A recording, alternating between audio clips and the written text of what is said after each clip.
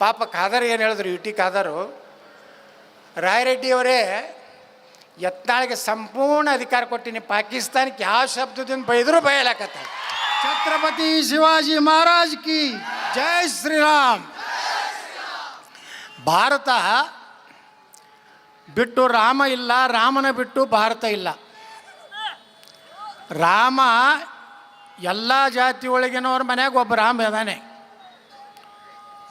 ಬಾಬಾ ಸಾಹೇಬ್ ಅಂಬೇಡ್ಕರ್ ಅವರ ತಂದೆ ಹೆಸರು ರಾಮ್ಜಿ, ನನ್ನ ತಂದೆ ಹೆಸರು ರಾಮನಗೌಡ, ನನ್ನ ಮಗನ ಹೆಸರು ರಾಮನಗೌಡ. ರಾಮನಿಗೆ ಯಾವುದೇ ಜಾತಿ ಮತ ಪಂಥಕ್ಕಿಂತ ಶ್ರೇಷ್ಠವಾದಂತಹ ಸ್ಥಾನವನ್ನು ನಮ್ಮ ಭಾರತದಲ್ಲಿ ಅಯೋಧ್ಯಾಪತಿ ಶ್ರೀರಾಮಚಂದ್ರನಿಗೆ ಕೊಟ್ಟಿದ್ದಾರೆ. ಇವತ್ತು ಭಗವಾನ್ ಮಹಾವೀರರ ಜನ್ಮ ದಿವಸ. ಭಗವಾನ್ ಮಹಾವೀರರು ಸಹ ಒಬ್ಬ ಕ್ಷತ್ರಿಯರು.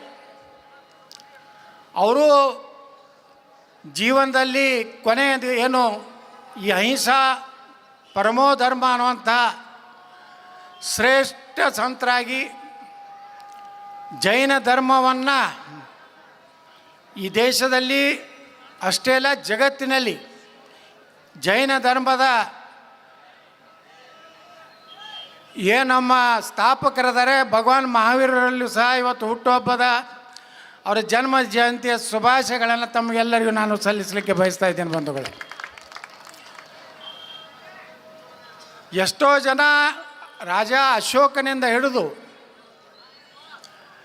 ಚಂದ್ರಗುಪ್ತ ಮೌರ್ಯ ಚಾಣಕ್ಯನವರೆಗೆ ಅವರೆಲ್ಲರೂ ಶ್ರವಣ ಬೆಳಗೊಳಕ್ಕೆ ಬಂದು ಮಹಾಪರಿನಿರ್ವಾಣ ಅಂತೇಳಿ ಅಲ್ಲಿ ಅವರ ಕೊನೆಯ ಜೀವನವನ್ನು ಕಳೆದಂಥದ್ದು ಈ ಗೊಮ್ಮಟೇಶ್ವರ ಏನಿದೆ, ನಮ್ಮ ಭಗವಾನ್ ಗೊಮ್ಮಟೇಶ್ವರರ ತೀರ್ಥಕ್ಷೇತ್ರ ಏನಿದೆ, ಅಲ್ಲಿ ಚಂದ್ರಗುಪ್ತ ಮೌರ್ಯ ಅಂದರೆ ಭಾರತದ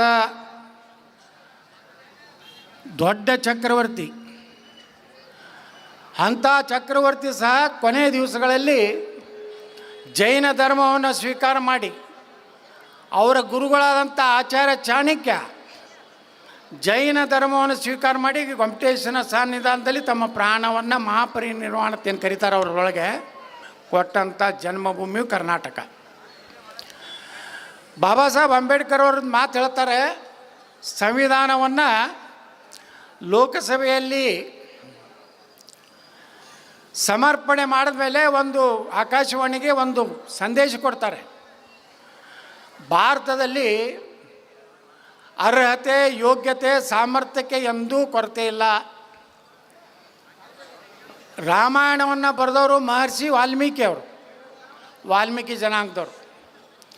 ಮಹಾಭಾರತವನ್ನು ಬರೆದವರು ವೇದವ್ಯಾಸರು, ಅವರು ಗಂಗಾ ಮತಸ್ಥರು. ಇವತ್ತು ನಾನು ಭಾರತದ ಸಂವಿಧಾನವನ್ನು ಬರೆಯುವಂಥ ಅವಕಾಶ ನನಗೆ ಸಿಕ್ಕಿದೆ. ನಾನೊಬ್ಬ ಅಸ್ಪೃಶ್ಯ ಜನಾಂಗದವ. ಆದರೆ ಈ ದೇಶಕ್ಕೆ 3 ಪವಿತ್ರ ಗ್ರಂಥಗಳು, ಒಂದು ರಾಮಾಯಣ, ಒಂದು ಮಹಾಭಾರತ, ಮತ್ತೊಂದು ನಮ್ಮ ದೇಶದ ಸಂವಿಧಾನ. ಬಾಬಾ ಸಾಹೇಬ್ ಅಂಬೇಡ್ಕರ್ ಅವ್ರನ್ನ ಇವತ್ತೆಲ್ಲರೂ ನಾವು ಸ್ಮರಣೆ ಮಾಡ್ಕೋಬೇಕು. ಅಂಬೇಡ್ಕರ್ ಅವರು ಆ ವಿಚಾರಗಳು ಭಾಳ ಜನರಿಗೆ ಗೊತ್ತಿಲ್ಲ. ಬಹುಶಃ ಬಾಬಾ ಸಾಹೇಬ್ ಅಂಬೇಡ್ಕರ್ ಅವರು 44ರಲ್ಲಿ ಒಂದು ಭವಿಷ್ಯ ಹೇಳಿದರು. ಭಾರತ ಮತ್ತು ಪಾಕಿಸ್ತಾನ ಇಬ್ಬಾಗ ಮಾಡೋ ಸಮಯದಾಗ ಒಂದು ಮಾತು ಅವ್ರು ಬರೆದಂಥ ಪಾರ್ಟಿಷನ್ ಅವ್ರ ಪಾಕಿಸ್ತಾನ ಅನ್ನೋಂಥ ಒಂದು ಪುಸ್ತಕ ನೀವು ಓದಿದ್ರೆ ಗೊತ್ತಾಗ್ತದೆ. ಹೇಳ್ತಾರೆ ಬಾಬಾ ಸಾಹೇಬ್ ಅಂಬೇಡ್ಕರ್ ಅವರು, ಭಾರತವನ್ನು ಇಬ್ಬಾಗ ಮಾಡಬೇಕಾಗಿದ್ದರೆ, ಇಲ್ಲಿ ಶಾಂತಿ ನೆಲೆಸಬೇಕಾಗಿದ್ದರೆ, ಹಿಂದೂಗಳು ನೆಮ್ಮದಿಯಿಂದ ಜೀವನ ಮಾಡಬೇಕಾಗಿದ್ದರೆ ಭಾರತದಲ್ಲಿರುವ ಕೊನೆಯ ಮುಸಲ್ಮಾನ ಪಾಕಿಸ್ತಾನಕ್ಕೆ ಹೋಗಬೇಕು, ಪಾಕಿಸ್ತಾನದಲ್ಲಿರುವಂಥ ಕೊನೆಯ ಹಿಂದೂ ಭಾರತಕ್ಕೆ ಬರಬೇಕು. ಅಂದರೆ ಭಾರತದಲ್ಲಿ ನೆಮ್ಮದಿ ಇರ್ತದೆ. ಇದು ವಾಜಪೇಯಿ ಹೇಳಿದ್ದಲ್ಲ, ಮೋದಿಯವರು ಹೇಳಿದ್ದಲ್ಲ, ನಾ ಹೇಳಿದ್ದಲ್ಲ. 44ರಾಗಿನೇ ಅಂಬೇಡ್ಕರ್ ಅವರು ವಿಚಾರ ಮಾಡಿದ್ರು.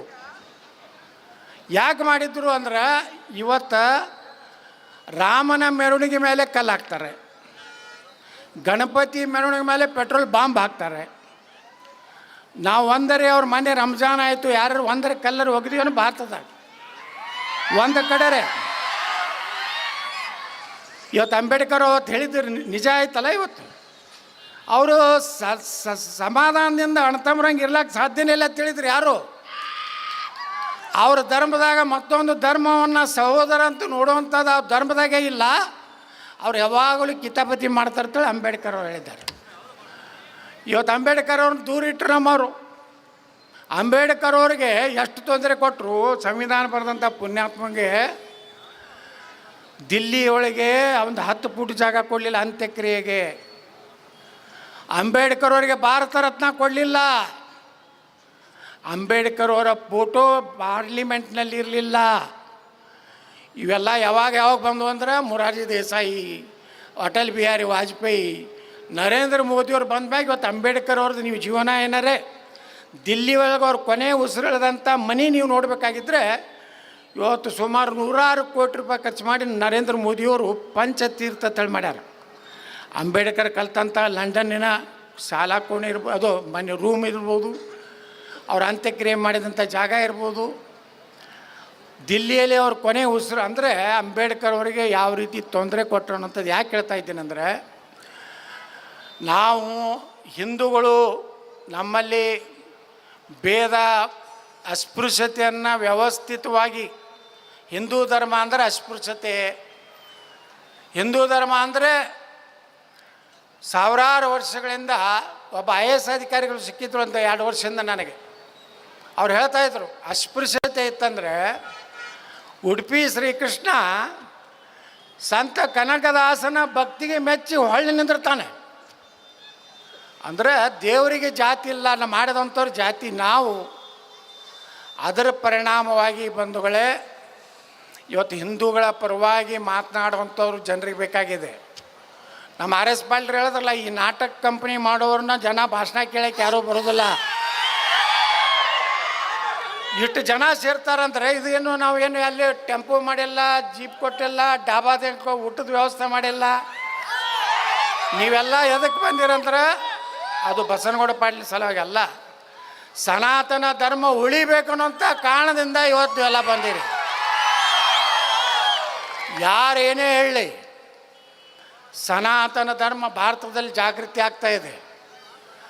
ಜನರಿಗೆ ಸನಾತನ ಧರ್ಮ ಏನು ಅನ್ನೋಂಥದ್ದು ಗೊತ್ತಾಗ್ತಾ ಇದೆ. ಇವತ್ತು ಸನಾತನ ಧರ್ಮ ಉಳಿಬೇಕಾದ್ರೆ ಇಲ್ಲಿ ಯುವಕರು ಅವರೆಲ್ಲರಿಗೂ ಈಗ ನಾವು ಸತ್ಕಾರ ಮಾಡಿದ್ವಿ.